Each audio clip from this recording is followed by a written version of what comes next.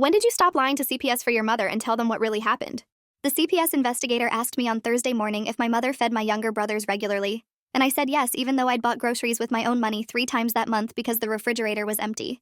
Her name was Laura Brennan. She was 38 years old, and she'd been assigned to our case for the second time in 4 years. She sat across from me in our living room with a tablet and a kind expression that made lying to her feel worse than usual. She asked if the bruises on my brother Caleb's arms were from roughhousing. I said yes, even though I'd watched my mother grab him hard enough to leave finger marks when he'd spilled juice on her laptop. She asked if there were any adults living in the house besides my mother and me. I said no, even though my mother's boyfriend Derek Voss had been staying with us for 6 weeks and had a history of drug charges I'd found when I searched his name online. Laura thanked me for my time and said she'd be in touch. She left our apartment at 10:47 a.m., and I stood at the window watching her drive away, feeling the familiar weight of protecting my mother from consequences she deserved. I was 19 years old, working night shifts at a warehouse to pay bills my mother ignored, and I'd been lying to CPS since I was 15 to keep my brothers from being taken into foster care. Caleb was 8, Owen was 6, and they depended on me because our mother, Nicole Granger, was too busy drinking and chasing men to raise them. The lies started in 2019 when I was 15, and CPS first investigated our home after Caleb's kindergarten teacher reported he'd come to school in the same clothes for a week. My mother had been passed out drunk when the investigator arrived, so I'd answered the door and told them she was sick with the flu. I'd shown them the apartment I'd cleaned that morning, the refrigerator I'd stocked with my birthday money, the homework I'd helped Caleb complete. The investigator had asked me direct questions about my mother's drinking, and I'd said she only drank socially, maybe a glass of wine with dinner. The truth was, she drank a bottle of vodka most nights and passed out by 8 p.m., leaving me to feed my brothers, bathe them, put them to bed, and wake them for school the next morning. The investigator had asked if my mother had a job. I said yes, she worked from home doing data entry. The truth was, she'd been fired from 3 jobs in 2 years, and was surviving on my income from part-time work at a grocery store, plus whatever money she could get from boyfriends. The investigator closed the case after that visit, noting that the home appeared stable and the older daughter was providing adequate supervision. I'd felt relieved at the time, proud that I'd protected our family. That investigation set the pattern for the next 4 years. I became the shield between my mother's dysfunction and the outside world.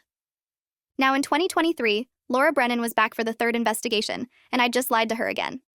This time, the school had called because Caleb had written an essay about his family that mentioned being hungry, and his mom's friend Derek, who yelled a lot. I'd had exactly 12 minutes to hide the empty bottles, spray air freshener, and coach my brothers on what to say if they were interviewed. They'd looked at me with trust in their eyes, believing I knew what was best, and I'd told them to say everything was fine. Caleb had asked if Derek was going to come back, and I'd said I didn't know, but they should tell the lady from CPS that Derek didn't live with us. Owen had asked why we had to lie, and I'd said it wasn't lying. It was being private about family business. The words had tasted wrong in my mouth, but I'd said them anyway because I'd spent 4 years building this defense and didn't know how to stop. After Laura left, I opened the notebook where I'd been tracking everything for the past 8 months. November 3rd, bought groceries $67 because mother spent rent money on bar tab. December 1st, paid electric bill $143 to prevent shutoff. December 7th, Derek pushed mother into wall during argument. Brothers witnessed it. December 20th, no food in house for 3 days. The list went on for pages. I'd spent $2,340 of my own money in 8 months on groceries, bills, school supplies, and clothes for my brothers. My mother contributed nothing except chaos and excuses. My phone rang at 11:30 a.m., and it was my mother calling from her bedroom demanding to know what I'd told the CPS investigator. I told her I'd said everything was fine, that Derek didn't live here, that the boys were well fed and cared for. She said good, that I'd better not have messed this up because she couldn't deal with CPS trying to take her kids. I asked when she'd last fed them, or helped with their homework, or done anything a mother was supposed to do. She hung up.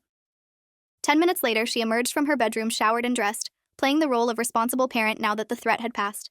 She said I didn't need to be sarcastic, that she was doing her best as a single mother. I asked what happened to Derek. She said he'd left after their fight and she was done with him. I asked how many mistakes she was going to make before she got her life together. She started crying, saying she knew she wasn't perfect, but she loved her boys and was trying.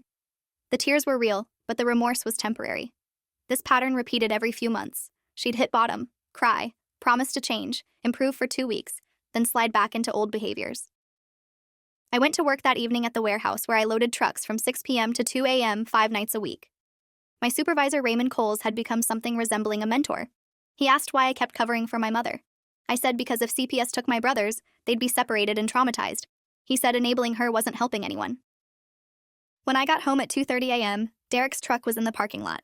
I felt my stomach drop because my mother had promised he was gone permanently. I checked on my brothers and found them asleep in their shared bedroom. I took photos of Derek's truck, time-stamped 2:34 a.m., and added them to a folder on my phone where I'd been collecting evidence I didn't know what to do with. Photos of empty refrigerators, unpaid bills, my mother passed out, bruises on Caleb's arms, evidence that contradicted every lie I'd told CPS. The next morning, Derek was still there, making breakfast in our kitchen as though he belonged. He was 34 years old, unemployed, with a criminal record. My mother appeared and said Derek was staying, that it was her apartment and her decision. I reminded her that it was my money paying half the rent. She said if I didn't like the arrangement, I could leave. I asked if she understood that Derek being here could get the boys taken away. She said I worried too much, that CPS had closed cases twice before because I'd handled it. She was counting on me to lie again. I'd created this monster by shielding her from consequences for 4 years. I took my brothers to school early to get them away from the tension. In the car, Caleb asked if Derek was going to be his new dad. I said absolutely not. Owen asked why Derek made mommy happy if he was bad. I didn't have an answer. At noon, I got a call from Caleb's school asking me to come in for a meeting. I arrived at 1 p.m. and was directed to an office where Principal Angela Whitmore and Counselor David Franklin were waiting. They said Caleb had gotten into a fight during recess and had said some concerning things when they'd talked to him. Another boy had teased him about his old shoes and Caleb had punched him. When the counselor asked why he'd reacted so violently, Caleb had said he was tired of people making fun of him and his family was none of their business. He'd also mentioned that his mom's boyfriend scared him, but his sister Maya said everything was fine, so he had to pretend it was. The counselor said this contradicted what I'd told the CPS investigator the day before, and they were concerned. Principal Whitmore said the school had a responsibility to report this information to CPS as a follow-up to the existing investigation. The counselor read from his notes. Mom's boyfriend yells and breaks things. Maya says we have to lie to the lady from CPS because foster care is worse. I felt everything collapse in that moment. My 8-year-old brother had been carrying the weight of my lies, and it was affecting him badly enough to get violent at school. I'd taught him to hide the truth, to protect our mother, to accept an unacceptable situation as normal. I'd made him complicit in his own neglect. Principal Whitmore asked if there was anything I wanted to tell them before they filed their report. I had a choice to make right there. I could double down on the lies, or I could tell the truth and face whatever consequences came from finally being honest. The counselor said their goal was to help my family, not punish us. That word, help, broke something in me. I'd been so afraid of CPS taking my brothers that I hadn't considered they might actually help us. I told them everything. I told them about the drinking, the neglect, the string of unsuitable boyfriends, the empty refrigerator, the unpaid bills, the times I'd found my brothers hiding because Derek was yelling or my mother was passed out. I told them about the lies I'd told Laura Brennan the day before, about Derek living with us despite his record, about the bruises on Caleb's arms from my mother grabbing him. I told them about my notebook documenting 8 months of incidents and expenses. I told them about the previous CPS investigations I derailed with lies. I told them I'd been 15 when this started and I'd thought I was doing the right thing, but now I was 19 and exhausted and scared that something worse was going to happen. The words poured out for 20 minutes straight. When I finished, Principal Whitmore said she was going to call Laura Brennan immediately, and I needed to tell her the same things. I felt terrified and relieved simultaneously. Laura Brennan arrived at the school at 2:30 p.m. and requested to speak with me privately. She said the school had briefed her and she needed me to tell her directly what I'd lied about. I went through it point by point. Derek did live with us. He'd been there 6 weeks. He had a criminal record. My mother did not regularly feed my brothers. I bought groceries. The bruises on Caleb were from my mother grabbing him, not roughhousing. There were alcohol bottles hidden throughout the apartment. My mother was unemployed and had been for months. I was the primary caregiver for my brothers and had been since I was 15. Laura's expression hardened as I spoke, her professional composure cracking into visible anger. When I finished, she asked why I'd lied to her. I said I was afraid my brothers would be taken and separated in foster care. She asked if I understood that my lies had prevented her from helping children who were being neglected. I said I understood now. She asked if I had any documentation. I showed her my phone with the photos and videos, the empty refrigerators, Derek's truck time-stamped at 2 a.m., my mother passed out, the bruises. Then I showed her my notebook with 8 months of detailed records. Laura photographed every page with her tablet. She asked if I was willing to testify to these facts if necessary. I said yes. She said she needed to make some calls and I should expect CPS to take emergency action based on what I disclosed. I picked up my brothers from school at 3:15 p.m. without telling them what I'd done. When we arrived home, my mother's car was gone. I made my brothers a snack while they did homework. Caleb asked if he'd gotten me in trouble by telling the counselor about Derek. I said no, that he'd told the truth, and that was always the right thing to do. At 4:47 p.m., there was a knock on the door. I looked through the peephole and saw Laura Brennan standing with a police officer. I opened the door and Laura said she had an emergency removal order for Caleb and Owen. They needed to be taken into protective custody immediately. I asked what that meant. Laura explained that based on my disclosure and the evidence, CPS had determined my brothers were in immediate danger.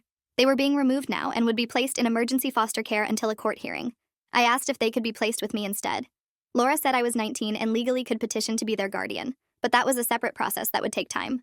Right now, they needed to be removed from this location. Caleb and Owen had heard and came to the doorway. Caleb asked what was happening. Owen started crying. I knelt down and told them they were going to stay somewhere else for a little while. Owen asked if we were still family. That question destroyed me. I hugged them and said we would always be family, that I loved them and this was temporary. Laura gave me 20 minutes to pack bags for them. I packed their clothes, toothbrushes, their favorite stuffed animals, photos of us together. The whole time I was crying but trying to stay quiet. Officer Russell helped carry the bags to Laura's car. I walked my brothers outside and buckled them in. Caleb was trying to be brave. Owen was openly sobbing, asking me to come with them. I told them I'd visit as soon as CPS allowed it, that I'd call them every day. Laura said she'd be in touch about visitation and the court process. Then she drove away with my brothers in her backseat. I stood in the parking lot watching until the car disappeared. I'd just done the hardest thing I'd ever done, telling the truth knowing it would lead to this exact outcome. My brothers were gone, removed from my care, placed with strangers, and it was my fault for lying for 4 years and then my fault for telling the truth. I went back inside the empty apartment and called Raymond. He said I could stay in his guest room as long as I needed. I packed a bag and was gone before my mother came home. My mother called me at 7:23 p.m. screaming so loud I had to hold the phone away from my ear. She'd come home to find the boys gone and a notice from CPS taped to the door explaining they'd been removed. The notice listed me as the reporting party. She called me a traitor and every profane name she could think of. She said I destroyed our family out of spite. I let her scream until she ran out of words. Then I said everything I documented was true and she knew it. She started crying and said I didn't understand how hard her life was. I said her best wasn't good enough and our brothers deserved better. She hung up. Derek called me 10 minutes later from my mother's phone. His voice was low and threatening. He said I'd made a big mistake involving CPS, that he knew people who didn't appreciate snitches. I said if he threatened me again, I'd call the police. He said I was a punk kid who didn't know what real problems were. I said I had photos and dates and I'd given them all to CPS and the police. He hung up. I immediately called Laura Brennan's cell and left a voicemail describing Derek's threats. She called back within minutes and said she was noting this in the case file and advising local police. She said Derek's presence had been part of why the emergency removal was ordered. She said a court hearing was scheduled for the following week and I'd be required to testify. I said I'd be there. The next 5 days were surreal. I stayed at Raymond's house, went to work, and waited for information. Laura called me daily with updates. Caleb and Owen had been placed with an experienced foster family named the Richardsons who specialized in emergency placements. They were together in the same home, which was the one thing I'd prayed for. I asked when I could visit. She said after the court hearing once my role was clarified. I asked if there was any chance I could become their guardian. She said it was possible, but I'd need to demonstrate stability, income, appropriate housing, and pass background checks. She said CPS generally preferred placing children with family members when possible, but I was young and my previous lies would be a factor. She said 50 depending on how the hearing went. The court hearing was scheduled for Friday morning at 9 a.m. I arrived at 8:30 a.m. wearing dress pants and a blouse Raymond had helped me pick out. Laura briefed me on what to expect. The hearing would determine temporary custody while a full investigation continued. My mother would be present with a court-appointed attorney. I'd be called to testify about the conditions in the home. The judge would review all evidence including my notebook, photos, and the school's reports. At 8:50 a.m., my mother arrived with her public defender, Ruth Campos. My mother saw me and her expression was pure hatred. She said loud enough for everyone to hear that I was a liar who'd manipulated CPS. Her attorney told her to be quiet. We entered the courtroom and Judge Philip Warner called the hearing to order. The CPS attorney Susan Clark outlined the history of investigations, my initial lies, my subsequent disclosure, and the evidence collected. She entered my notebook, photos, and videos into evidence. She called me as the first witness. I was sworn in and asked to state my name and relationship to the children. Then Susan began asking questions about the living conditions, my mother's behavior, Derek's presence, the lies I'd told. I answered every question directly, describing specific incidents from my documentation. My mother's attorney objected several times, claiming I was exaggerating. Judge Warner overruled most objections and told me to continue. When Susan finished, Ruth cross-examined me, asking why I'd lied to CPS multiple times if the situation was truly dangerous. I said I'd been afraid my brothers would be separated in foster care. She asked why I'd changed my story now. I said because Caleb had gotten violent at school from the stress, and I'd realized my protection was actually enabling my mother's neglect. Ruth called my mother to testify. Nicole took the stand and immediately started crying, saying she loved her children and had done her best as a single mother. She admitted she drank sometimes but said she wasn't an alcoholic. She admitted Derek had stayed over occasionally but said he didn't live there. She said I was an angry teenager who'd blown everything out of proportion because I resented her having a boyfriend. Judge Warner asked her directly how many days in the past month she'd personally fed her children breakfast. She said she couldn't remember exactly. He asked if she was currently employed. She said she was between jobs. He asked when she'd last been employed. She said 8 months ago. He asked how she'd been supporting 3 children without income. She said her oldest daughter helped with expenses. Judge Warner looked at me and asked how old I was. I said 19. He asked if I was employed full-time. I said yes, at a warehouse. His expression shifted to something that might have been sympathy or disgust. He asked my mother if she thought it was appropriate for a 19-year-old to be financially supporting her and her minor children. She said families helped each other. He said families didn't exploit their children.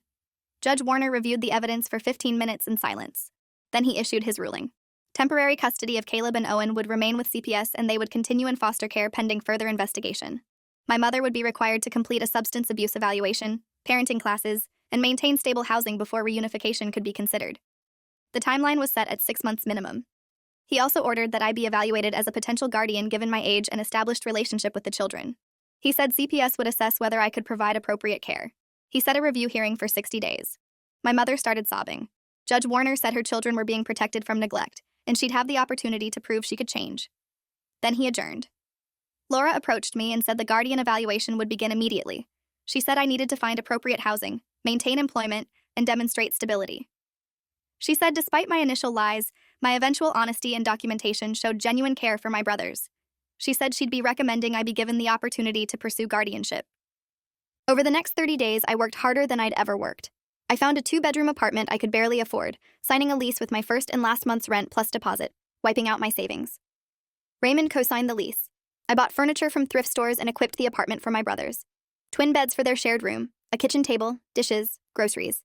I passed the background check easily. I submitted to a home evaluation where a CPS worker named Thomas Rivera toured my apartment, reviewed my finances, and interviewed me about my childcare plans. I explained I worked nights but could switch to day shifts, that I had support from Raymond and coworkers, that I'd been my brother's primary caregiver for years. Thomas asked about my education plans. I said I'd been taking online classes toward an associate degree but had put that on hold. He asked if I planned to resume education. I said yes, once my brothers were stable. He noted everything in his report. 2 weeks after the home evaluation, I was granted supervised visitation with my brothers at the CPS office. Seeing Caleb and Owen after 3 weeks apart was overwhelming. They ran to me and hugged me so hard I couldn't breathe. Caleb asked when they could come home. Owen asked if I'd abandoned them. Those questions broke my heart. I explained I was working on getting custody, that I'd found an apartment for us, that I was doing everything CPS required. Caleb asked if Mom would be there. I said no, it would just be the 3 of us. Owen asked if Derek would come. I said never. They both seemed to relax at that. We spent an hour together playing games and talking. When the visit ended and I had to leave them, Owen cried. The foster mother who came to pick them up was kind and patient. She told me they were doing well in her care but asked about me every day. The second court hearing arrived 60 days after the first. Judge Warner reviewed the reports from my home evaluation, my employment verification, and recommendations from Laura Brennan and Thomas Rivera. He asked me directly if I understood the responsibility of raising 2 children at age 19. I said yes, I'd been doing it since I was 15, but now I wanted to do it legally with support instead of secretly while covering for my mother. He asked about my plans for childcare while I worked. I explained I'd switched to day shifts and had arranged after-school care through a program the CPS worker had recommended. He asked about my support system. I said it was limited but growing, that Raymond had offered to be an emergency contact, and I'd connected with other young guardians through a support group. He asked about my mother's progress. The CPS attorney reported that Nicole had completed the substance abuse evaluation, which diagnosed her with alcohol dependence, but she'd missed 3 of her parenting classes and hadn't maintained stable housing. She was currently living with a friend and unemployed. Judge Warner asked if she was present. Ruth Campos said she'd declined to attend. The judge looked disappointed but not surprised. He said based on the evidence, he was granting me temporary legal guardianship of Caleb and Owen for a period of 1 year, subject to review. He said CPS would conduct regular home visits to ensure stability. He said my mother could petition for visitation once she completed her required programs, but that would be supervised. He said he was impressed by my dedication and hoped I understood the sacrifice I was making. I said I understood and I was ready. The boys could come home with me that day. I brought my brothers to our apartment that afternoon. They ran through the rooms excited, claiming their beds, exploring the kitchen, asking if this was really ours. I said yes, this was really ours. Caleb found the photo I'd framed of the 3 of us and put it on the nightstand between their beds. Owen asked if Mom knew where we lived. I said no, and she couldn't visit without permission from the court. He said good. That hurt to hear, but I understood. We ordered pizza for dinner and ate at our own kitchen table in our own home. That night, I tucked them into their beds and Caleb said he was happy. Owen said he felt safe. I turned off the light and stood in the doorway watching them fall asleep. These 2 kids I'd nearly lost because I'd been too afraid to ask for help. The next morning, I woke them for school and made them breakfast. We established routines, boundaries, structure. I enrolled them in counseling to process the trauma they'd experienced. I attended workshops on parenting and guardianship. I built a life for us that didn't involve lies or secrets or protecting people who didn't deserve protection. My mother called twice in the first month. Both times I didn't answer. She left voicemails saying she was getting better and wanted to see her boys. Laura advised me not to respond until she completed her requirements. 6 months passed, and my mother completed the substance abuse program and parenting classes. She petitioned for supervised visitation. Judge Warner granted her 1 hour every 2 weeks at the CPS office with a supervisor present. The first visit was awkward. Caleb was wary. Owen was distant. My mother cried and apologized. She brought them small gifts. She asked about school. She didn't ask about me. After that visit, Caleb said he didn't hate her, but he didn't want to live with her again.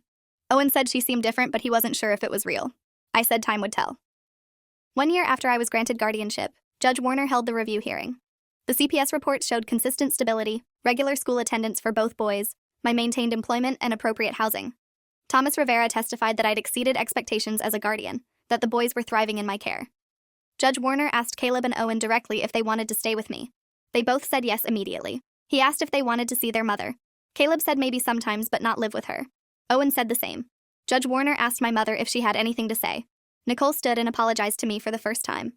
She said she'd been a terrible mother and I'd saved her children when she couldn't.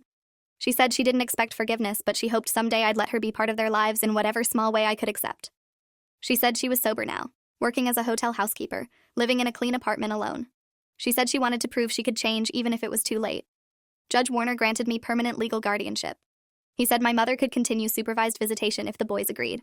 He said he rarely saw someone so young take on such responsibility with such grace. The hearing ended and my brothers hugged me in the hallway.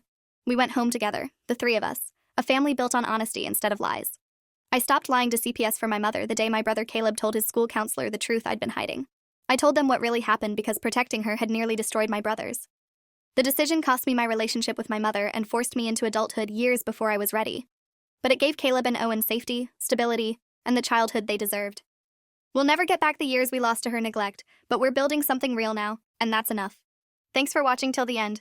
Make sure to subscribe and like to not miss the next story.